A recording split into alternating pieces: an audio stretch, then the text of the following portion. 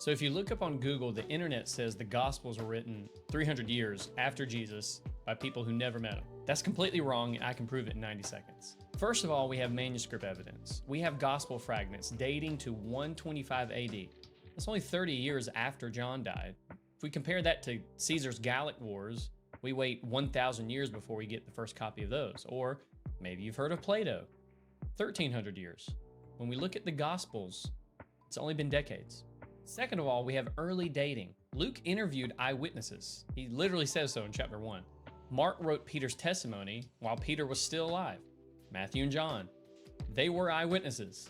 All 4 of these Gospels were written within 1 generation of Jesus' death, when people who saw him were still around to fact check. Thirdly, we have archaeological proof. Specifically in Luke and Acts, we have some of the most historical and archaeological evidence that you can still find today. The Gospels mention specific places, rulers, customs. Scholars have verified hundreds of these details. The Pool of Bethesda, we found it. Pontius Pilate's inscription, we found it. These writers weren't just making up a story. They knew what they were talking about. Do you want the full breakdown? I've got a deep dive video covering all the manuscript evidence, link in the description.